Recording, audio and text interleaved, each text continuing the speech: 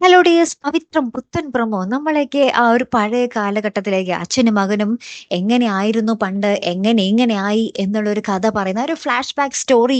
ആ ഒരു പ്രൊമോ തന്നെയാണ് ട്ടോ നമുക്ക് പുതിയതായിട്ട് കാണുവാൻ സാധിച്ചത്. അതിൽ നമ്മൾക്ക് ശരിക്കും കാണുമ്പോൾ നമ്മുടെ കിരീടത്തിലെ സേതുമാധവനും അച്ഛനെയും നമുക്ക് മലയാളി പ്രേക്ഷകർക്ക് പെട്ടെന്ന് കണക്ട് ചെയ്യും കേട്ടോ. നമ്മുടെ സേതുമാധവനും അച്ഛനും ഇതേപോലെ തന്നെ ഭയങ്കര കൂട്ടായിരുന്നു.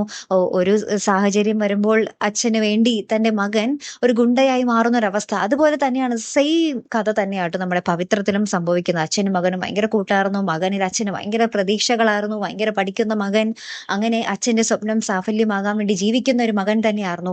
ഒരിക്കലും നമ്മുടെ കോളേജിൽ ഒരു അടിപിടി നടക്കുന്നുണ്ട്. അതിലെ വിക്രം എങ്ങനെയൊക്കെയോ ആയി പോകുന്നുണ്ട്. ആ ഒരു അടിയില് ശേഷം ആ ഒരു അടിയുടെ ബാക്കിയില് നമ്മുടെ അച്ഛനെ ഇടിച്ച് ഒരു പരുവമാക്കാൻ വേണ്ടി ഗുണ്ടകൾ വീട്ടിലേക്ക് കയറുന്നുണ്ട്. അപ്പോൾ വിക്രത്തിനെയും അവർ ലക്ഷ്യമിട്ടിട്ടുണ്ടായിരുന്നു കേട്ടോ. അപ്പൊ അച്ഛനെയും മകനെയും ഇടിച്ച് തകർക്കാൻ വേണ്ടി അവർ വീട്ടിലേക്ക് വരുന്നുണ്ട്. അപ്പോൾ വിക്രത്തിനെ ഇടിക്കുന്ന ഗുണ്ടകളെ ഇങ്ങനെ പിടിച്ചു മാറ്റാൻ ശ്രമിക്കുന്ന അച്ഛന്റെ തലക്കിട്ട് ഒരു ഗുണ്ട നല്ല രീതിയിൽ അടിക്കുന്നുണ്ട്.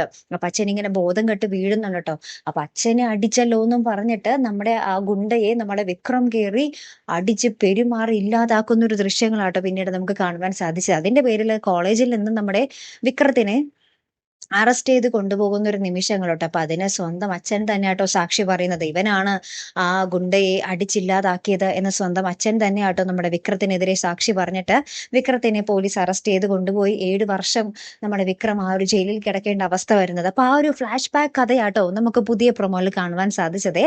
എന്തായാലും നമ്മൾ പ്രേക്ഷകർ കാത്തിരുന്ന ആ ഒരു കഥ തന്നെയാട്ടോ വരാൻ പോകുന്നത്. മറക്കാതെ കാത്തിരുന്ന് കാണാം. അപ്പൊ അടുത്തൊരു വീഡിയോയുമായി വരുന്നത് വരയ്ക്കും ഗുഡ് ബൈ.